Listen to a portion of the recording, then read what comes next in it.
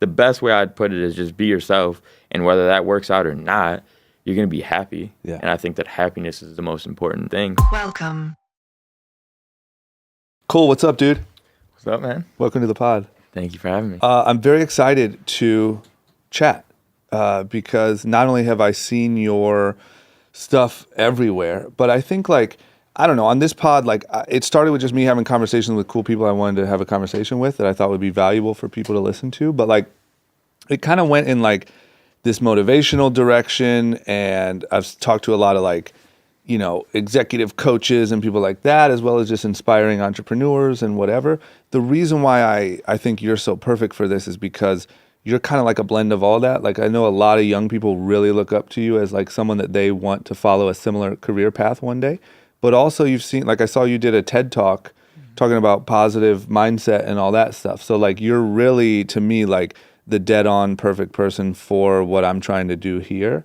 So I'm excited we could link up, man. Yeah, no, it's awesome. Like I said, it's an honor, and I appreciate everything you just said. Yeah, thanks for making it happen. Of course. So I want to start by first understanding what is Lyrical Lemonade, right? Because I've seen it on YouTube. I've seen it first as kind of to me, it started feeling okay, Lyrical Lemonade is your almost production company. But then I've seen obviously the clothing. I know you've done huge things with the clothing. You did a Phase collab. You did a huge thing at Chicago Complex Con. Yeah. So that's obviously has a whole life of its own. And then I realized that a lot of kids just look up to you directly. So what is the Lyrical Lemonade brand? What does it mean? What is it? Yeah, so Lyrical Lemonade is really, it's just kind of a lot of things that I identify under the Lyrical Lemonade name. It's a production company, so I do the music videos through Lyrical Lemonade. I'm a music video director. We have the clothing line, which falls in the streetwear category. We have a festival in Chicago that we do annually. We have the blog, which is the website where we have day-to-day updates on local music all around the world, everything. So we have journalism there. Am I missing anything? We have lemonade. We have actual lemonade. We do. Yeah. Incredible. So yeah, we launched the lemonade last year online, and then this coming year, or it's 2020 now, we're going into stores all through the Midwest. So that'd be cool. We're launching a new flavor, the watermelon flavor as well. So it's just a lot of different stuff. Under one umbrella. That's amazing. I want to tell you what it looks like to me, and tell me if you agree or not. To me, it feels like you are the epitome of what is possible in this modern age. Meaning, you aren't pigeonholed to any one thing. You can do a little. It can be production house, clothing line, or whatever. Because of the power of social media and the power to kind of market your own thing, you can be very adaptive. The fact that you're doing music festivals, it just shows that a young dude who, from what I understand, started with next to no resources or help At all. could build this thing that is just a conglomerate of anything within the culture that makes sense for you to touch. Does that make sense? Yeah, absolutely. I think you're spot on. I love it because, like you said, I didn't have any resources when I started doing what I was doing, and I really didn't know what I was doing at all. I just knew what I enjoyed and kind of had an idea of what I wanted to do, but I didn't, know what the proper steps were to get there, whatever that even means. So I kind of had to just create that reality and create those steps to get to where it was. And it really, like you said, it's just kind of creating my own reality and, getting into things that I enjoy and doing it for that sole reason, because I enjoy it, and nothing else. And then if it works, it works. If it doesn't, it doesn't. I'm just having fun. Yeah. And do you still operate with that same mentality? On day one, when you're hey, I'm going to try to shoot music videos, or I think it was, you started covering the Chicago hip hop scene, right? So when you're fuck it, I'm just going to go for it and see what happens. Is that the same way you approach something new now? Hey, this could work. I don't know. Let me just give it a try. Absolutely. Yeah. I mean, the business is much bigger than what it was then. I would imagine. It was nothing then. But so, you have to be smarter at moments and think a little more critically. Sometimes that just comes with life and anything, growing and developing. But that has to be the same mindset with everything I do, because that's how I got to where I am.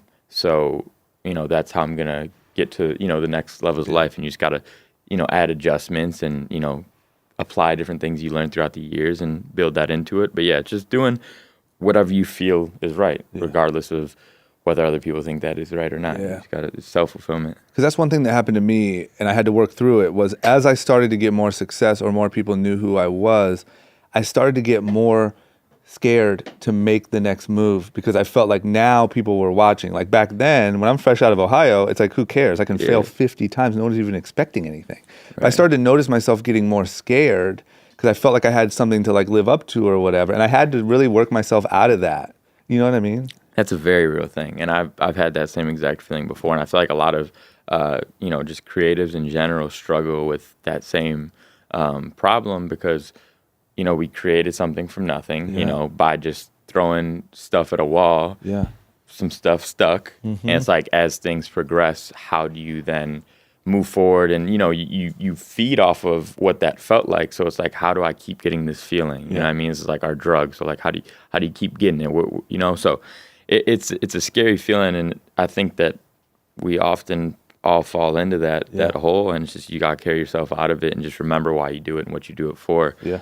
But as a common struggle, and I find myself in it, often now that you say that, I realize, And that's something too, like I want to like try to, when people ask me, I try to remind myself to warn them of that. Because it's even, what I always think of as an example is like, there were kids in high school that I went to high school with that were like maybe star football players. And like, you're the star football player in small town Ohio. I'm not taking anything away from that accomplishment. But the point is, that almost like ego or whatever that you built up with that stopped those kids from going on and doing anything better. And it's almost like your greatest accomplishments can be the enemy to further growth. You know what I mean? No. Really interesting. Yeah, that's a real thing. I was actually just thinking about that same exact topic the other day. Yeah. Like 2 days ago, I was thinking about, I remember in high school and I played football, but I was never like, a crazy good athlete. I just played on a team because I enjoyed playing football. Yeah. But I remember like the star players who were all state and like were killing it since we were little kids. I remember looking at them like, this dude's a superstar. Like, I wonder what it feels like being the man. You know what I mean? And then you realize that that doesn't always last forever. Yeah. And then beyond that, I don't really know where I was going. What are you going to do with it? It's like, at that moment, it's the same way, like for me and you. Like right now, people could look at us or something that we do this year and say, gosh, I wonder what that feels like. But we both know if we don't do it again in 2021 or again in the fall, eventually it's just no one's going to care anymore. Yeah. And you're not going to, you know what I mean? I think the most important part about this particular topic is while you make an impact for however long, in that moment, but you have to remember the more you're putting into it and the more true energy and genuine and authentic energy you're putting into it, even if that stops, whatever that is, if it stops being as successful or that moment just kind of, slows down, it lives on forever still, and I think a lot of people forget about that impact and inspiration is a real thing and it lives on forever. So, words that were said, I'm sure words that you share on this podcast with people, the things you've done with Young and Reckless and, everything you've done from the TV shows to everything, you know what I mean? People are going to remember that forever. So it's like, even if this were to stop tomorrow, you made your impact. I made my impact. Yeah. Obviously, we want to keep striving to continue doing this. That's the goal. But we also got to remember not be so hard on ourselves. We've made a change, and that's incredible itself. You're right, and that's a really good point because that's the hard balance, right? Is you want to stay hungry and stay searching, like not get comfortable, wake up the next morning, still take risks, do all that shit, but at the same time be able to sleep well at night, knowing that like you've done some shit. There's something to be proud of. Just peace of mind is the most important thing. It's just like create cool stuff, do it. Move on, keep trying to do it, but like don't kill yourself if you're not able to recreate a moment the way you did before. You know what I mean? Yeah. That's what life's about. It's just like ups and downs and changes, and it's all good. Yeah. So I'm going to completely jump, and I apologize. When was the moment that Lyrical Lemonade, or the idea that became Lyrical Lemonade, was created, or like that time period? That time period. I was a senior in high school, so when I was a junior in high school, I had, started making music videos with my friends from high school, just like messing around. They were making the song GarageBand. I would shoot the video on my mom's camera, edit it on iMovie. It's kind of like a thing for the school. Yeah. And I've always been really big into hip hop, and I loved Chicago hip hop at the time. There's this local scene in Chicago that was like, you didn't need to look anywhere else. If you were into it, you didn't need to literally I didn't know about anything outside of Chicago because I was only listening to Chicago music. So is that the time period when Chicago was like really? Yeah, so was that like Lil Durk and Chief Keef? It's the same time like Durk's coming up, Keef's coming up. Same time we got people like Chance and Mick Jenkins and Vic Mensa. Like there were so many different sounds and like vibrations and just flavors really coming out of the city. So there's a little bit of everything. Like that's why I say you didn't need to look anywhere else because you had all that stuff. And then there was like, you know, bands like Kids These Days that had a blend of, you know, alternative rock and hip hop. It was cool. There's so much going on. Yep. But so like I said, I'd always been a fan of hip hop, but in high school I really fell in love with Chicago hip hop, and I was living an hour and a half away. Grew up in a really small town, cornfield, small town. So I was like looking in, like mesmerized. Like I was like, I want to be a part of that. Yeah. So, you know, I just paid my homage, and I would, you know, start the blog, Lyrical Lemonade, where I would just write about, you know, I'd come home from school, write 10 articles a day about local stuff that wasn't getting covered. Yeah. And how were you driving there and driving home, or how were you even knowing what was happening? The internet, Twitter. Got I was just, everything was through Twitter and YouTube, you know. There's like local ciphers I would watch and all sorts of stuff. And I would just, you know, I had the website and I had WordPress and I could type an article and upload it right there and then post that link to Twitter and engage with the artists and just talk to people. And so that's how it started.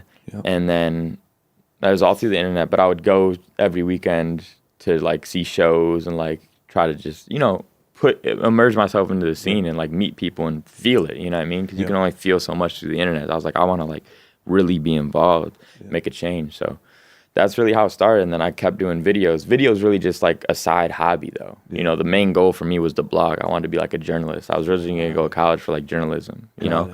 So that's what I wanted to do. And I had fun making videos. And I would just do videos for free for people who needed them. And then it started doing well, and then I, you know, further found my passion for film. And how did you learn how to make a video? Did you just figure it out? No, I took my whole life, like I always had fun. Like me and my friends, like my buddy Jake and I, we'd like shoot little videos of like stupid stuff, like us running into walls or like us jumping or something. Yeah, us jumping into the snow, like with like our shirts off. It was just like, you know what I mean, just having fun being kids. Yeah. So I always liked just having a camera, and I took a multimedia class in high school where I would like, you'd get like assignments, and I'd make like skits and edit it up, like, and that's how I learned how to like edit and just the very base of everything. And then What about the name Lyrical Lemonade? Where'd that come from?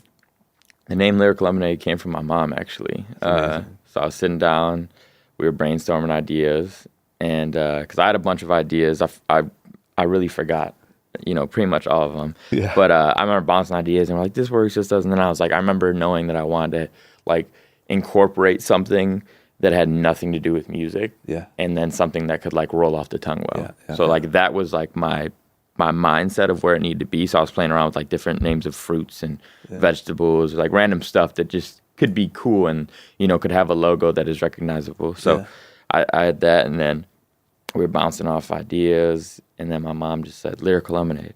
And I was like, I don't know about that. And then I was like, yeah, that's actually perfect. That's what we landed on. That's so good.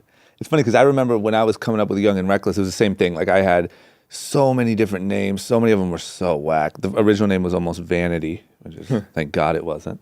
And one of my favorite, because I'm from Ohio, one of my favorite Kanye West lines was, you know what the Midwest is, young and restless. And I was like, oh, what if it was young and reckless and a bunch of crazy kids and blah, blah, blah. But I remember like from that moment, I wanted to come up with the logo, draw it on everything, do all that. Is that how you were? Like, were you just like Lyrical Lemonade everywhere you went? Yeah, so I'm like a very, I'm a very visual person. And I love the idea of like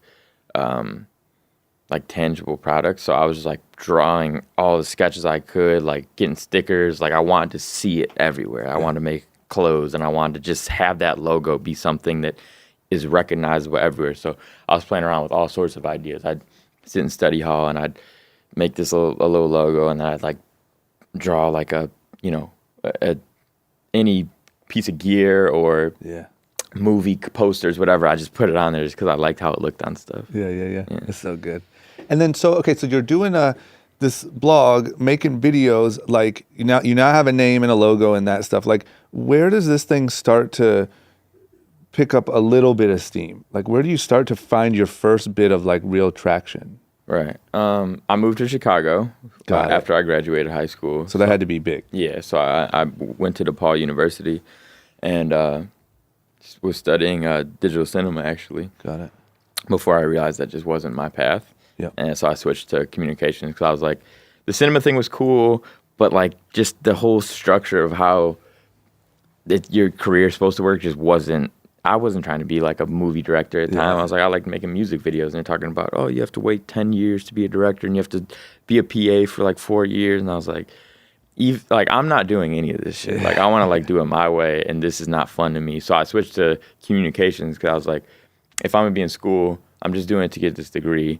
I might as well just learn about people and how to communicate. I'll learn the tool set of whatever else myself. So I feel like DUI is the best way to really learn something because you get to create your own, version of it. Yeah. But so just being in the city was huge for me because I was an hour and a half away. So now I was, face to face with my dream. I was in the city where I needed to be. So in my dorm room, I would have artists come all the time. I do music videos in my dorm room with a little green screen. I do interviews, just everything. I was just like, after class, I was like, so are you just like, how are you contacting like artists and shit? Twitter. Everything's through Twitter. And then you're doing like interviews and stuff, and then you're putting it on your blog.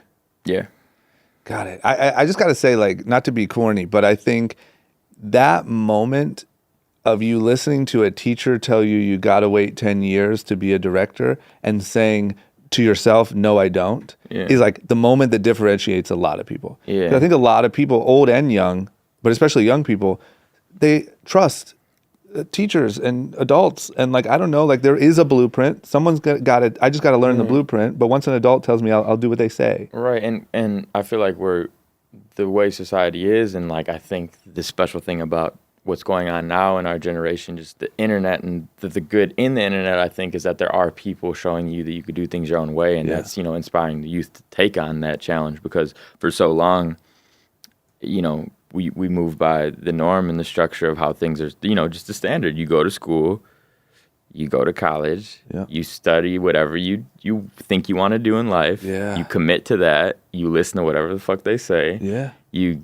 get your degree. You go try to find a job. You might not get one. You might get one. It might take a couple of years, might be right away. Yep. And then you either are kind of happy, really happy, or miserable for the rest of your life. Exactly. And that could be, maybe I'm wrong there, but I don't know. That's just how I took it. And I was like, this just isn't for me. Even if I'm going to be completely broke and living on the side of the road, whatever it may be, I'd rather be happy than doing something I don't want to do. Yeah, you're right, man. And I think that's why so many young people connect with you so heavy is because, to be honest, I think there's that style of living, like the way that you chose.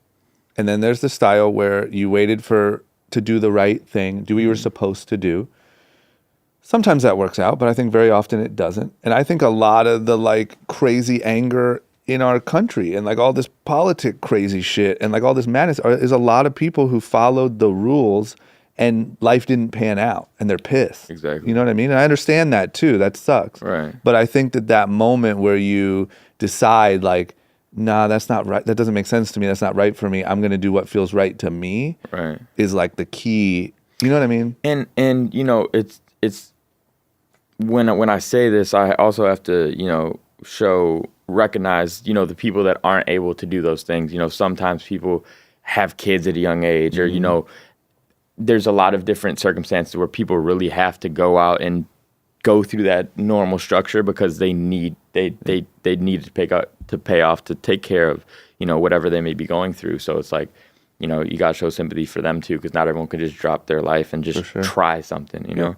But I will say too, that's the amazing thing about like the internet world is never before, like there's even more possibility than ever where like, even if you do have a job that you just have to have that you hate, when you go home, you can still be working on your blog or working on your, you know what I mean? And like before you could never do that. That's the main thing is like college for me was like my job. I was going to class every day and I'd come home and I'd work. I'd put in more hours in the day on Lyrical Lemonade than I would on school. So my days would be like however long, you know what I mean? I wasn't going to parties. I wasn't doing any of that. I was just working on stuff.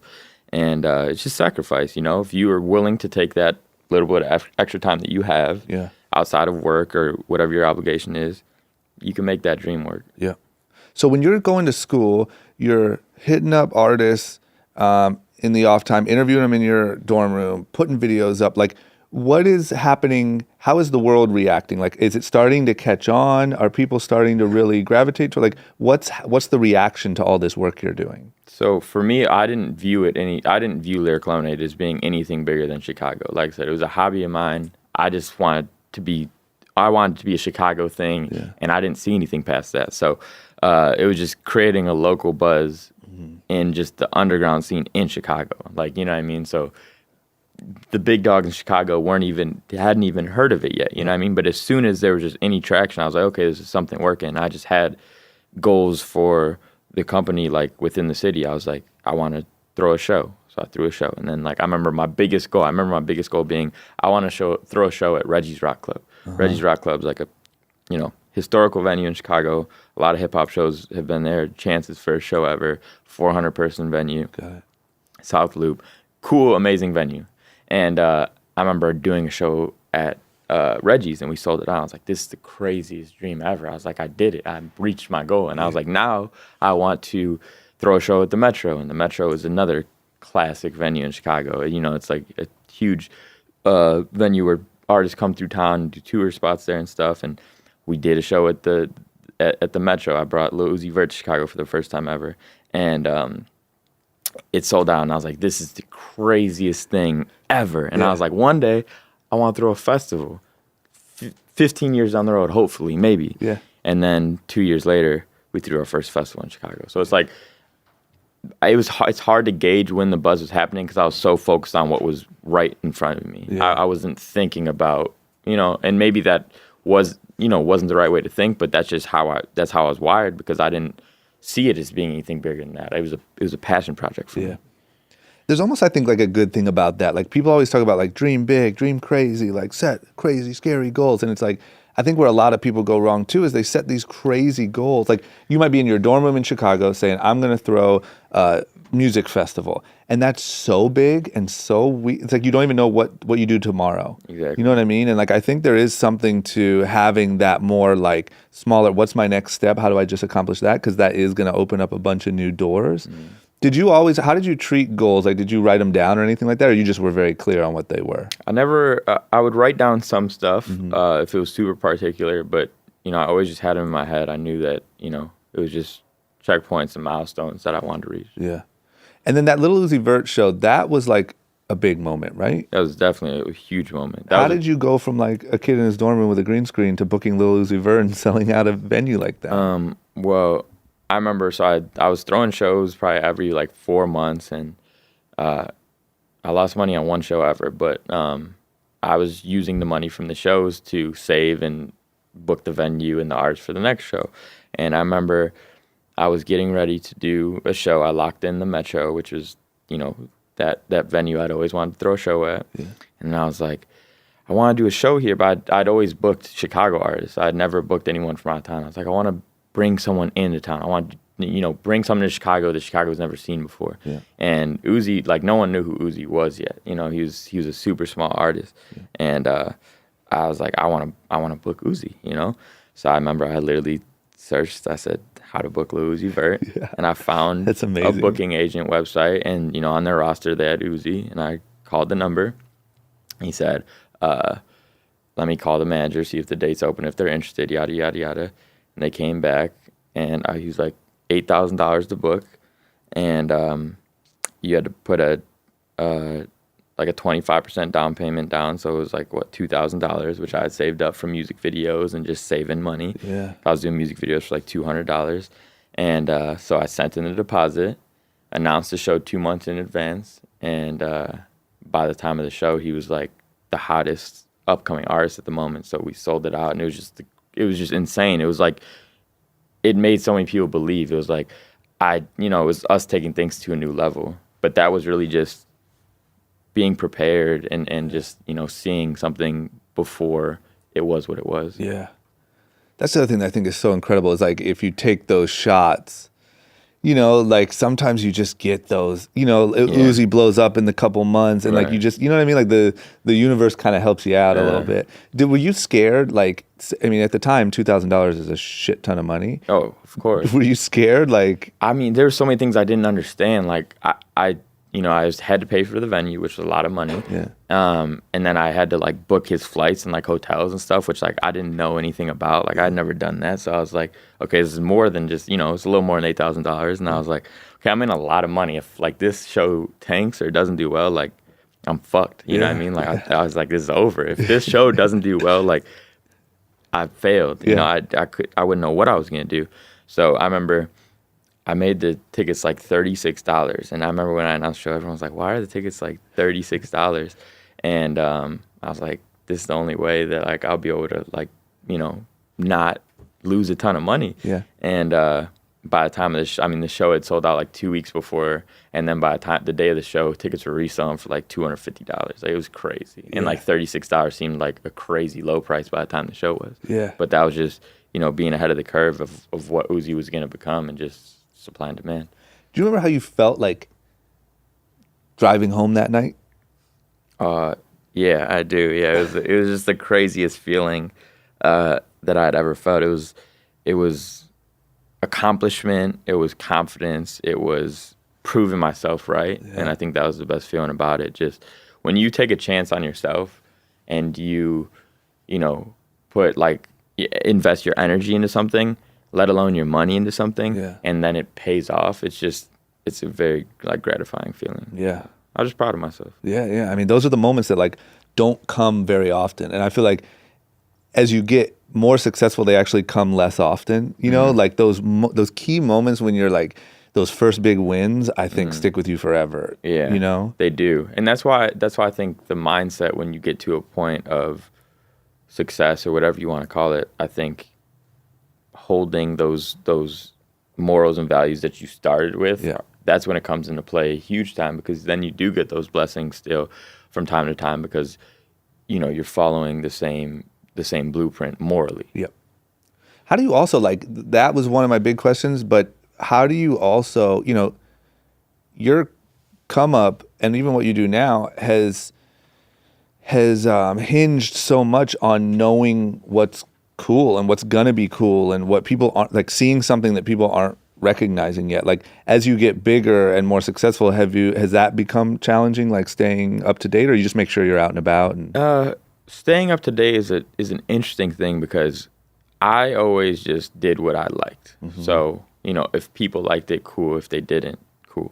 And fortunately, a lot of stuff I liked, other people happened to take liking in too. Yeah. And you know, I put out stuff that people didn't like and like that didn't blow up, or like, you know, I've worked with artists that weren't the next big thing, and you know, I've done that, but I just liked their music. So sometimes it worked and sometimes it didn't. Yeah. Staying on top of it, or like being on top of it, is I try not to get too wrapped up in that, because then I feel like I'd be doing it for the wrong reasons if I'm like just trying to like be on top of what's next. Yeah. But it's, you know, it's a real feeling of, you know, we had success in like working with artists that you know, took things to the next level, and we fortunately got to help in that process. And it's just, like I said, just doing what you like, and if it works, hopefully. Yeah.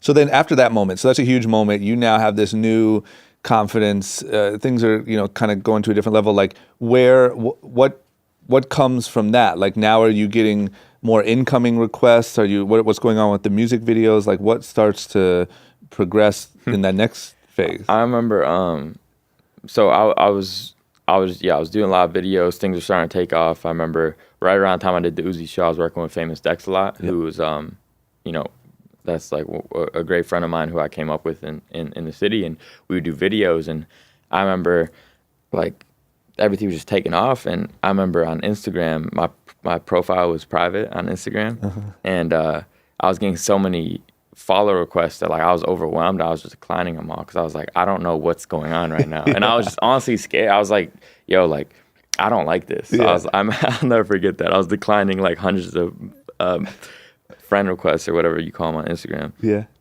And it was just all happening. It was just all happened so quick, and I just, you know, wasn't used to it. Yeah. And I remember one time, even on YouTube, like I was sitting in the car and I was with one of my best friends, and they're like, "Why? Like, when did you turn on your YouTube notifications on your phone?" I was like, "They've always been on. I just never had YouTube notifications." When things started to take off more gradually, and it was just, I don't know, just one of those things. It just happened. I kind of forgot the question. No, I was just saying, like, what started to, like, I would imagine after that big moment, things start to just happen differently. Like, you get all these friend requests. You get that, like, things are just starting to get a little weird. Things were getting weird. I was just getting a lot of opportunities at once. So it's like you get to a point where you're taking every opportunity you can get, and then you get to a point where it's like, okay, now you have to pick and choose what opportunities make sense for you. Yeah. So, I was getting to a point where I could work with all the people who I was, growing up listening to in Chicago. Like I was working with King Louie and Lil Bibby and Katie Got Bands, and these are all people who, I grew up listening to. So it was so cool to work with them. And then things went to the next level beyond Chicago, and I got to work with, artists I grew up to on a more major scale. And it was just a crazy feeling. You just kind of get thrown to the driver's seat, and you gotta learn how to drive and maneuver. Yeah. Did you ever feel like, was there ever times when you felt like overwhelmed, or like you're not going to be able to handle all of this shit? Or did you always have kind of some confidence, like, whatever, I'll figure it out? Like, what was your attitude in that early success? Confidence. You got to have confidence. Yeah. Even if you don't have confidence in that moment, you have to tell yourself you have confidence. And that right there is confidence. Yeah. I think that it's mind over matter. You're like, to be in a position of power, you have to understand how to, handle power and use power in the correct ways. And it was just like, okay, I've never done this before. I've never been in this position before, but God put me here for a reason. I'm meant to be in this position. Yeah. How am I going to move forward and do it the right way? How, I'm destined to. Yeah. Did anyone did you have any good like mentors or anything like that to help you through like making sure you stayed thinking that way, or is it just kind of wired into you? Or my mom always was she always pushed me growing up to be the best person I can be, and just being myself, whether that's right or wrong to everyone else. So she always helped me have that work ethic and that mindset. And then I just always had really like good friends around me, like positive friends who I grew up with, that always wanted the best for me and themselves and all of us together. So we just always encourage each other. Yeah. And I feel like that we had a unique thing going on there where it's like whatever we all did, like we were just pushing each other. So that was good to have around. And then, now like in a position I am now, like I have mentors. Like Rick Rubin is a huge mentor of mine, who I can go to his house and like talk to him about things I'm going through or struggles artistically, creatively, whatever it may be, and he's just kind of there for me in those instances. But there's just a wide range of like quote unquote mentors to me. That's another one of those things that, like, once again, sounds, at the risk of sounding cheesy, but like people tell you when you're young, like, surround yourself with the right people and don't hang out with those friends. Right. And like, you're like, shut up. You know what I mean? Like, they're cool. And like, I don't know. As I get older, I see how important just those like chance relationships were to me. Mm-hmm. My thing with that, like the pick who you hang out around and like don't hang out with the wrong people and stuff. I feel like if that's a real friend of yours and like you have a true connection and bond with that person, I think that you can help that person get past that moment or whatever they're going through, and you can take that person out of being the bad influence, and they could be, wired like you, whatever that may be, positive. So it's like, I try to, if I have a friend that I feel like is maybe a bad influence for me in that moment, it's like, I'm going to do my best to get them on the right track instead of just be like, oh no, it's negative energy, it's over with. If that person truly means something to me. Obviously there's people you come across and you get to know them like on a quick basis, and it's like, this person just isn't good for me. I don't know them anyway, so it's like, whatever. But if it's someone that, you care about, like, I don't know, I feel like you can help them. Yeah, but that's because you're one of the good friends. Not everyone would say that. You know what I mean? Like, there's a lot of people that'd be like, ah, fuck it, everything sucks anyway, whatever. You know what I mean? And it's just like, I've also seen how, like, same way you said about like people having kids young, or these things just happen. Like, you can end up around 3 or 4 people that all just feel like, fuck it, we're never going to be shit anyway. And, you get wrapped up into some shit or whatever. And like, it's so easy to get derailed. And I don't know, my thing would just be like, if you have any inclination at a young age or at any age that you might be like you might want better, you might want to progress, you might want whatever. Like find other people who will, you know, support you. I think like I talked about in the TED Talk, the mindset thing and the positivity and being optimistic. That mindset is truly a privilege to have. To have that mindset is a privilege. I do think anyone can get to that mindset, but to obtain that is a privilege. So it's like I think back on people who are like, fuck it, life sucks. Like this shit just happened to me. Now I'm just fucked forever. You know what I mean? And I think about, you know, a lot of people from my hometown and like friends I had growing up or whatever it may be, or just people I knew. And it's like, they just hate their lives. And it's like, me too. We were in the same position. You know what I mean? Like you had dreams, I had dreams. Like I hate to say the thing, like we all have the same 24 hours, but it's like, you know, go out there and get it, you know? And it's like, you have to take action for the things you want if you truly care about them. So I feel like there's a lot of people out there who like dream big, but aren't doing anything to get to that point. Yeah. And I just don't have respect for those types of people. You know, you gotta go out there and get it if you want it. And I'm all for going out there and trying to get it and falling on your ass and like, that's fine. Just get up and try it again. And maybe it's just not for you, but just go try. Yeah, I agree 100%. And I think the same way you said, I couldn't agree with you more that mindset is a privilege. And I also think like the opposite mindset is literally like a disease that also spreads. And like I've seen people catch it. Like the same way as you, I grew up in small town, and in small town, I think that happens a lot. I think it happens everywhere, but I think you're really susceptible to it in small towns because you don't see success close by. And I think that, man, like I've seen people catch it.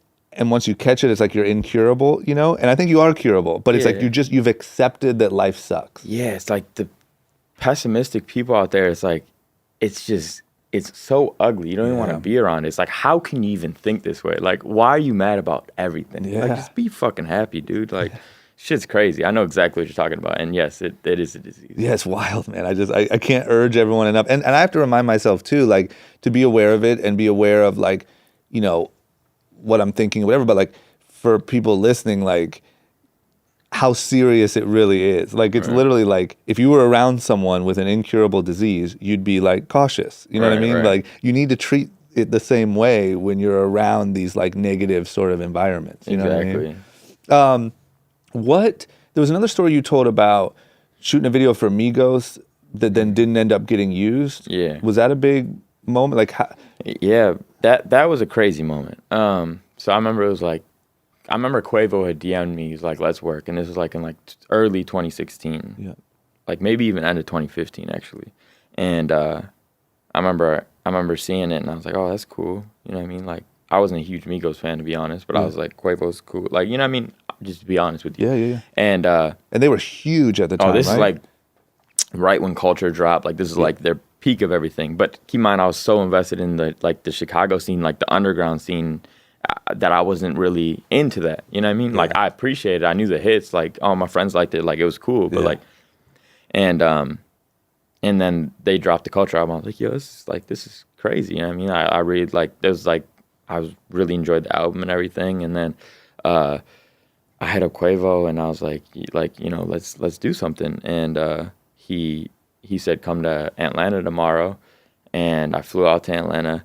And I remember I was never talking like a manager or anything. I was just talking to Quavo the whole time. So I like got myself a hotel and I was like hitting him up, like, what day you want to shoot? You know what I mean? I was really just taking a chance on things. I didn't really have any money to get out there, but I fucking spent whatever I had to get out there. And I remember being out there and like praying, like, I hope this shit happens. You know what I mean? Like, I don't even know. Like, he's hitting me back every few hours, but I had to take that chance. Yeah.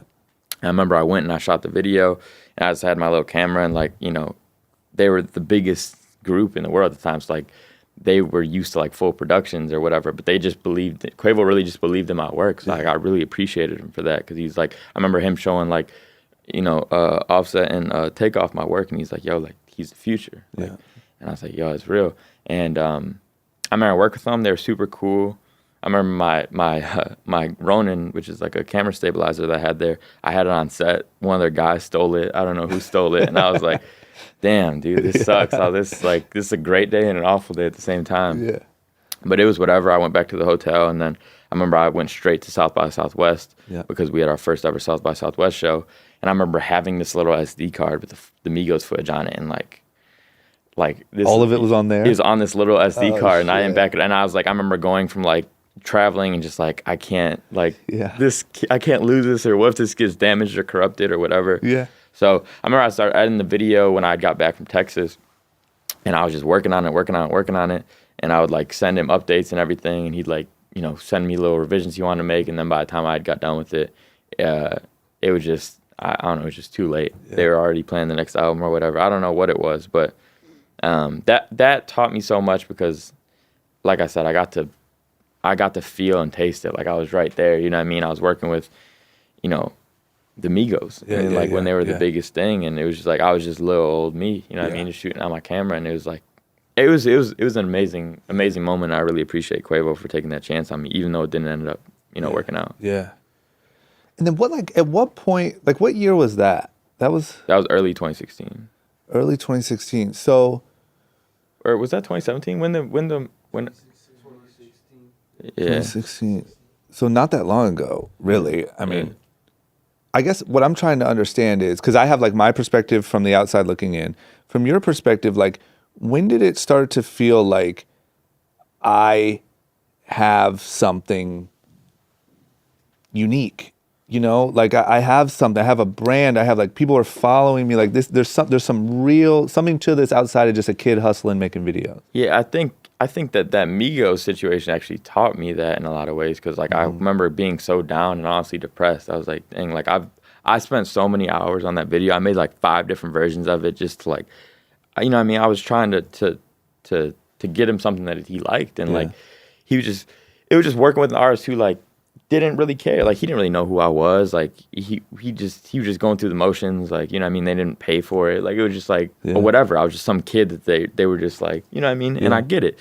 So I think that moment I was like, you know, I just want to work with people I want to work with that want to work with me, you know what I mean? And like are excited to work with me. And like it just taught me that's what got me to where I am. That's what got him to even recognize what I do. And I was like, I got something special here, what I'm doing. Like, I'm going to keep doing what I do and not try to make it something it's not, you know? Yeah. And then how do you, like, are a lot of videos that you shoot only available through the Lyrical Lemonade pages and stuff? Or, like, is that how you built up this crazy following? Yeah, so everything's on the Lyrical Lemonade YouTube. Got it. And that was just, like, that's spoken about when I shoot the artists. Like, yeah, like, it's just going to drop on the YouTube channel. But a lot of people think that I'm just like getting all this money from YouTube, which I'm not. I'm actually not getting really any money at all from YouTube, because all of the material, like the song those are copyrighted by, you know. Yeah.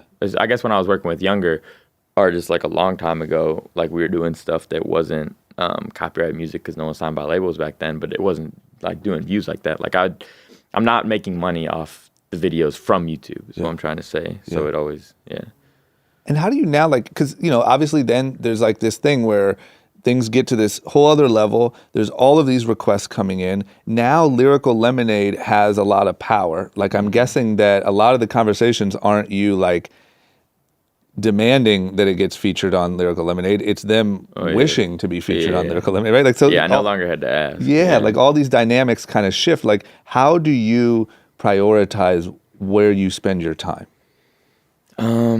It's a good question. I think, how do I prioritize where I spend my time? Are we within like the videos or just? Well, really everything now, right? Because I would imagine like the clothing's doing well. Right. You have music festivals. Like, how do you choose? You just led by what you genuinely love? I'm led by what I love, exactly. And it's just, you got to be a little bit organized too when there's so many different avenues within the company.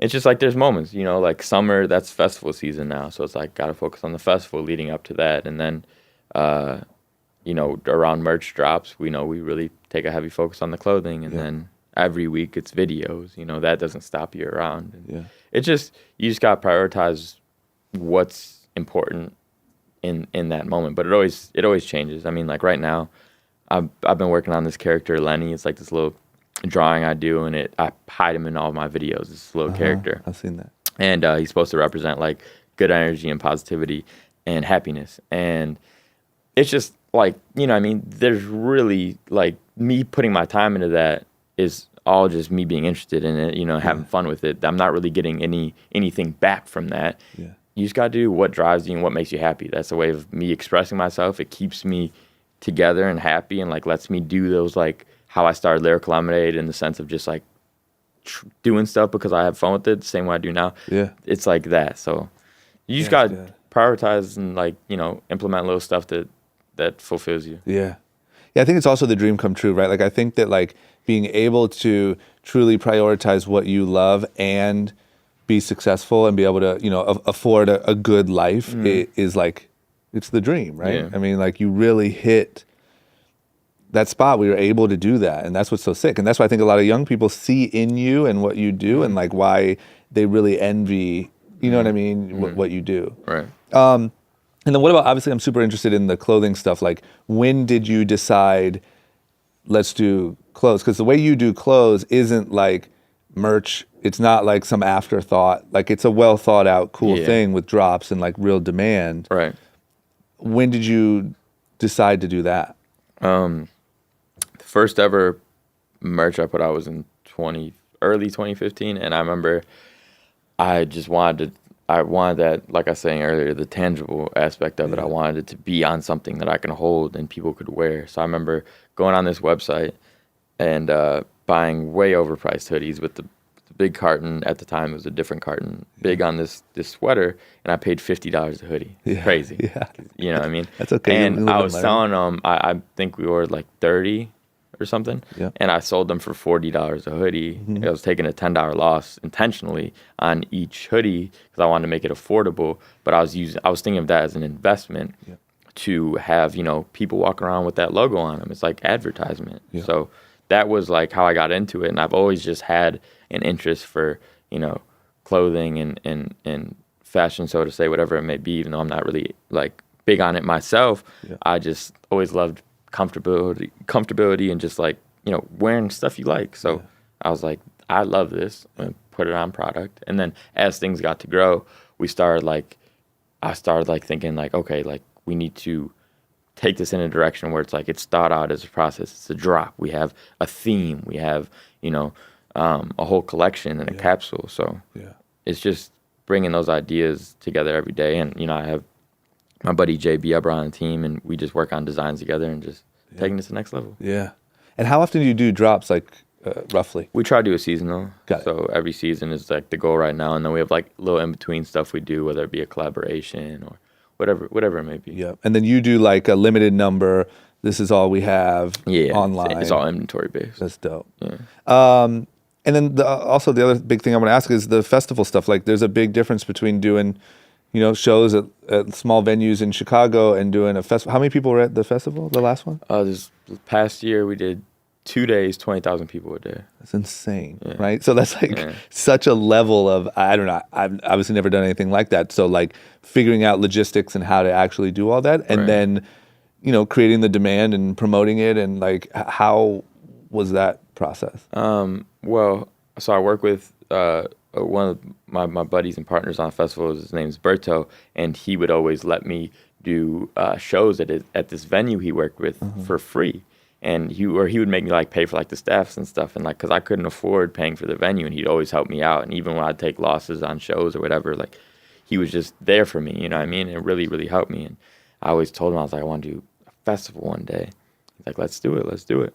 So we met with the alderman and the Douglas Park within the jurisdiction we work in, and we were like, this is where we want to do the festival.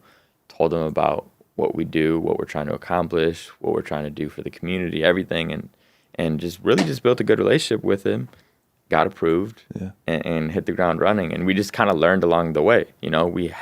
I had a powerful company at the time. Lyrical Lemonade was already a known thing, so it was like now just had to piece together the rest of the puzzle. It wasn't like coming out with a festival that no one knew about. It was like Lyrical Lemonade having a festival was already a moment because like we had the brand behind it, Yeah. Was most of that marketing online, social media? Yeah, social media. That first year. So last year was the 20,000 people a day. The year before that was one day, and it was 11,000 people a day. Got it. Both the same place. We just expanded the area. But the first year, I mean, we didn't pay for any marketing or anything. We just put it on Twitter and Instagram, and that's insane. Just pushed it. Yeah, that's so wild. Like think about the days, and this still happens, but the days of like, if you want to throw a music festival, you have to buy all this marketing, like whatever. I don't even know how you do it, but buy all this advertisement, put a big budget up for marketing. The fact that you created a brand that was so strong that you were able to just like organically promote it is wild. Yeah. What's this year? How many people are you gonna have this year, you think? This year we're doing 25 to 30,000 people, so just a small jump from last year. Yeah. And each year we're just trying to build it gradually, but the goal is in 5 years to be around like 60,000 people a day. Jeez. Yeah. And what's your goal with it? Like, do you have a goal with it that's like different from, like what makes it different? Like, what do you do with the artists you choose, or like, is there anything like that that's important to you? Well, we have a lot of good relationships with artists, and I like to think of a lot of artists that we work with closely, like as Chicago being like their second hometown. That's the way that the city feels with us representing Chicago so heavily. Like when we work with an artist or co-sign artists, or I like the city to identify with this person as well. So we always do their first show, and we always bring them back and everything. So a lot of friendships, what I mean, right there. And then just really giving the city something that they want to see, and just trying to take it to that level. And also beyond the performances, the experience factor is really important. And I think, what Tyler and the whole golf team does with the carnival is incredible. Like the experience they put on is so special that festival will be worth going to year after year after year, regardless of whatever that lineup's going to work out. And the lineup is always great too. So, it's a double whammy right there. But just the experience factor. I want to have something that is memorable and that can, people want to go to regardless of if they know anyone on the lineup, because we put together something that people can come together, make friends, have fun, just have a good time. Yeah. It's funny. As much as I hated the Drake situation at Camp Flognall, right? Like him getting booed or whatever, and like I sort of made fun of the kids a lot, right? Like entitled fucking kids. The one thing that is kind of cool about it is that he has created such an environment there that they don't even care about Drake. Yeah, like because they're there for. That's incredible, what I mean? Right? And Tyler the Creator, I mean, he's a huge inspiration. Yeah, what he's done for just. I mean, and if we can talk about I really think, I always say this, I think that Tyler, the Creator, affected the way that we look at colors. Like, honestly, for the new generation in the age of people, his palettes and his taste, people look at, a certain color palette or something, and they can think Tyler, the Creator. Yeah. And the fact that he shifts the way that we can look at stuff like that is just crazy. And he did it by just having fun. He just does him, and he doesn't give a fuck about anything else. Like, if he doesn't like it, he won't do it. And I think that's incredible. So I applaud Tyler for that. You think that's the future of like to me, you represent the future of where this stuff is going, right? Like the power of social media, and for we all know the bad, I wouldn't, whatever, judge it however you want, but like the side of social media that's like hot girls showing their ass on Twitter, right? Or on Instagram. The point is, there's this whole other side where there's people like you who have literally built these massive companies and followings that can do whatever you want because of that true connection that you have. Similar to Tyler, right? I think Tyler can do whatever he wants because he now has this connection with his audience. He knows them, they know him. They're going to follow him where he goes. As long as he does it good, they're there. Do you think that for future people coming up as directors, whatever, you want to throw events, you want to do anything, start a clothing line, anything, you really need to focus on what your connection is with that audience organically first? Like, do you think that that's the future of this thing, or do you not think it's that? No, that's super important. I feel like your audience or following or whatever you want to call it, fans, even though I hate that word, it's like your family. As corny or cheesy as that may sound, it's like a family. So I think I always say, it's important that you hit A, B, C, D, the whole alphabet instead of trying to go from A to Z. Yeah. Because growing, you start with no audience, and then you gradually build an audience, and then you relate to them, and you guys feed off each other and understand each other. And I think that you just need to identify with them and communicate with them, and you just create, you create your own your own fan. I don't know how to explain it. It's weird. I get it. It's just a weird thing. You just resonate with them, and I don't know. It's just. It almost seems like before you would let's say you were a business person, you'd go try to create a festival or a brand or a thing, and then you try to spend money, do good marketing, and build an audience for that thing. Where now it almost seems like you want to start to build an audience at the same time and give them what they want that makes sense. Well, I think there's a lot of like content creators, for like a lack of a better term there. There's a lot of different motives there. You know, like some people start with like, okay, I want to be this big Instagram model, or I want to own this company and I want to be super successful and have all these fans or whatever. And it's like, that's cool. But I think that, I don't know, I feel like it always ends up better when people are just doing it because they enjoy it. Like I started because I just enjoyed it. Like I said, I never thought it would be anything bigger in Chicago. Like that was the goal. So everything past that was like beyond a blessing. Yeah. But, I wasn't thinking of it as like, I'm going to build up this company. I'm going to sell it in 5 years. You know what I mean? Like a lot of people think really like everything's really calculated. A lot of that's what's going on right now. A lot of people are starting businesses in a very calculated manner, which is okay. You know what I mean? I get it. But that's just not how I did it. And I think if you do it that way, your audience is going to be less organic, It just seems, I don't know. Yeah. No, I get it 100%. What do you think, like I said, like I've said it a few times, a lot of young people look up to you. They see something in you that they want to emulate or they want to be like, or you inspire them or whatever, outside of just, hey, I like his videos. There's something more to it than that. Right. If you had to say like one of the biggest things that holds young people back from living a life like yours, what do you think it is? Like, I feel like there's this weird thing going on right now where like you have access to see success and you see pretty girls in nice cars and you see everyone's life is amazing. And so these kids are like more than ever like driven, but at the same time more than ever feel distant from ever being that. Yeah. I think the biggest part, or like the best piece of advice I would give is to be yourself. Yeah. And I mean that in the purest way. It's like the internet's a scary thing because it's showing us what's cool or what we think is cool, whatever it may be. And that like everyone's wearing the same shit. Everyone's trying to do the same things. And it's just like that isn't going to, it might work, but it's probably not going to get you anywhere. You have to be original and stay true to yourself. And if it does work and you're doing all these things because you're going based off what you think is cool and it does work, then you're going to be miserable in 5 years. You're going to be successful off of something that isn't it. You're going to be someone who's not even you. You know what I mean? So the best way I'd put it is just be yourself. And whether that works out or not, you're going to be happy. Yeah. And I think that happiness is the most important, the important thing. So that's what I'd say. Yeah, yeah. Okay, and then last one, or one of the last ones. Where does it go from here? Like, we're sitting here now. How old are you now? 23. Jesus Christ. Okay, you're 23. You have a freaking festival, clothing line, all this stuff.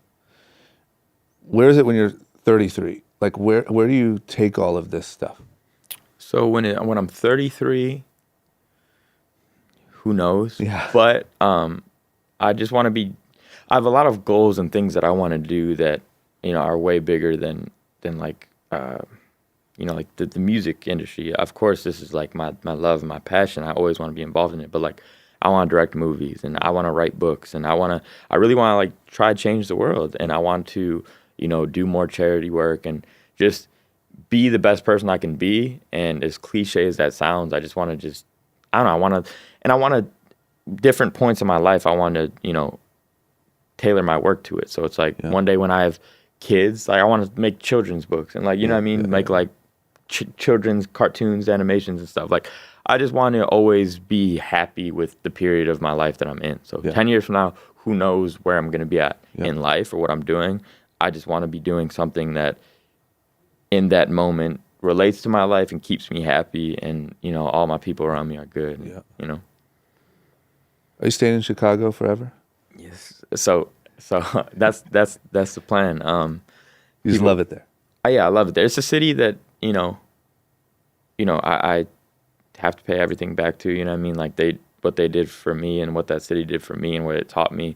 It's only right that I give that same energy back to the city. So it's cool. And everyone's always like, why don't you move to LA or New York? Like, it would be way bigger if you were there. I mean, you already have to do stuff there all the time. And it's like, I don't know, Chicago, there's something special about Chicago. I think, we have to remember it's still a huge market. It's a huge city still. Yeah. So there's resources there, and it's just a wide open market to, create an impact and a change. And so that's where our offices are and everything. We just try to do as much as we can for the city. Yeah. And as years come, I just want to do more and more, and just, I don't know. It teaches me a lot. Because when you're in LA, I feel like a lot of stuff is here, and in Chicago, those things aren't always there. So it's like you kind of have to. It's that DIY mentality that kind of throws you back into, and it's like a never-ending cycle. Yeah, I love it. Yeah, I get it. Okay, here's the last one that I ask everyone. If you could hop into a time machine, you're still young. But if you could hop into a time machine and go to any point in your own life and tell yourself anything real quick, where would you go and what would you say? That's a great question. Thank you.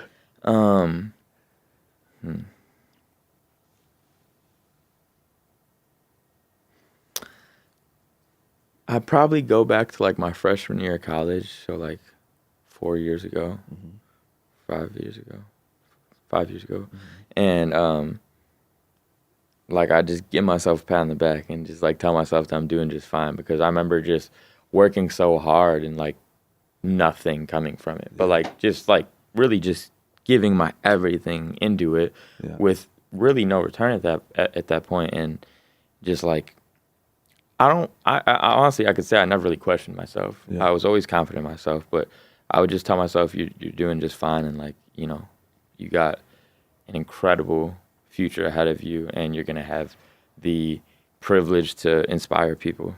So just keep doing yourself. Good stuff, man. Listen, I can't thank you enough. Thanks for making time for this.